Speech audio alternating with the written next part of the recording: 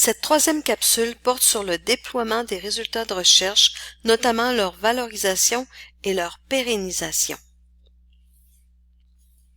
Avant de transférer, diffuser ou partager les résultats d'un projet, il est important de vérifier et de régulariser la chaîne de titres. Il faut également déterminer quels droits seront accordés ou cédés. Dans cette capsule, nous abordons la signature des ententes, la valorisation, le partage des redevances ou des sommes forfaitaires, le partage et la conservation des données et enfin comment acquérir une visibilité à plus long terme grâce aux identifiants uniques pérennes. Les partenaires peuvent obtenir certains droits patrimoniaux sur les œuvres issues du projet, notamment des droits de modification, de traduction, de reproduction et de diffusion. Les modifications mineures respectant l'intégrité de l'œuvre peuvent être autorisées. La traduction permet d'élargir la portée des résultats. Les droits de reproduction et de diffusion constituent le cœur des licences. Ils peuvent être accordés à titre exclusif ou non exclusif. À cette étape, il est important de conserver certains droits patrimoniaux, notamment ceux nécessaires à vos activités d'enseignement, de recherche et de publication scientifique. Les parties conviennent que l'université sera responsable de négocier les licences, y compris et notamment les droits de propriété intellectuelle portant sur les résultats du projet. La valorisation, dans certains cas, sera confiée à un agent externe. Une clause de droit de premier refus permet d'accorder à un partenaire la priorité pour exploiter une innovation avant qu'elle ne soit offerte à d'autres. L'Université Laval conserve une licence d'utilisation des résultats à des fins d'enseignement, de recherche et de publication, y compris pour les mémoires et les thèses. Les partenaires ne peuvent retarder l'évaluation ou l'obtention du diplôme d'une personne étudiante. Dans certaines situations liées à la confidentialité ou au brevet, un report maximal d'1 an peut être autorisé par la FESP. Le partage des revenus issus de la commercialisation est encadré par le règlement sur la propriété intellectuelle de l'Université Laval aux sections brevets et droits d'auteur. Pour les brevets, le partage est généralement de 50% entre l'université et les inventeurs.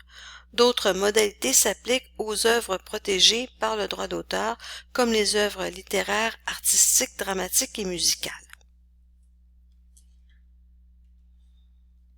Il est essentiel de vérifier qui possède l'autorité de signer les ententes et autres actes juridiques. Lorsque la propriété intellectuelle institutionnelle est en jeu, la signature engage les droits et la responsabilité de l'université.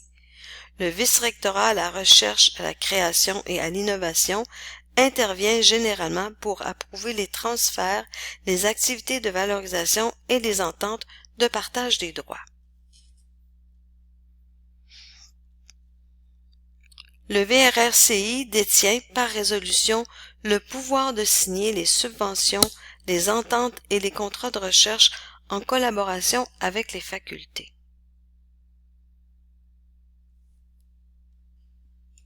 Les doyens et doyennes de certaines facultés disposent d'un pouvoir de signature limité pour certains actes, comme les demandes de subventions ou les contrats de services.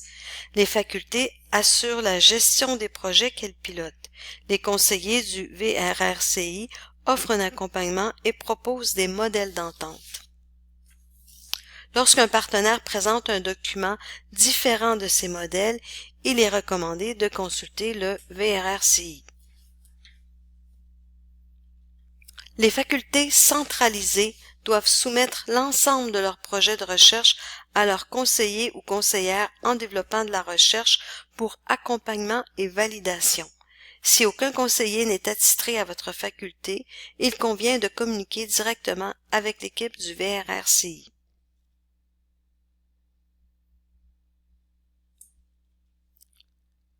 Le partage des données de recherche est de plus en plus encouragé par les organismes subventionnaires et les revues scientifiques. Il favorise la visibilité des travaux, la validation des résultats, la réutilisation des données et l'avancement des connaissances. Il contribue aussi à la transparence, à la reproductibilité et à une meilleure utilisation des ressources en recherche. Pour assurer leur accessibilité et leur préservation, les données devraient être déposées dans un dépôt fiable tel que Borealis. La pérennité des données repose sur une documentation adéquate. Il faut décrire les données, mais aussi leur environnement technique, logiciel utilisé, version, système d'exploitation et dépendances éventuelles. Les données devraient être conservées dans des formats ouverts, normalisés et adaptés à l'archivage à long terme, idéalement non propriétaires et sans perte d'informations.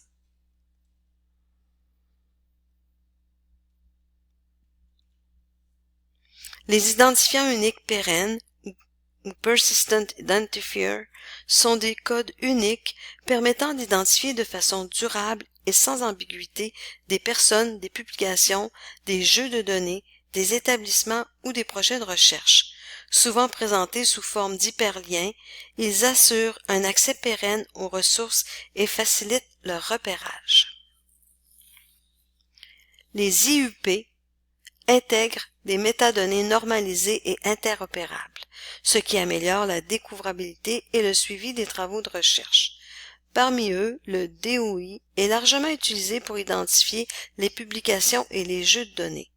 Présenté sous la forme d'un lien commençant par https://doi.org suivi d'un code unique, il garantit un accès durable aux objets numériques et facilite leur citation et leur consultation.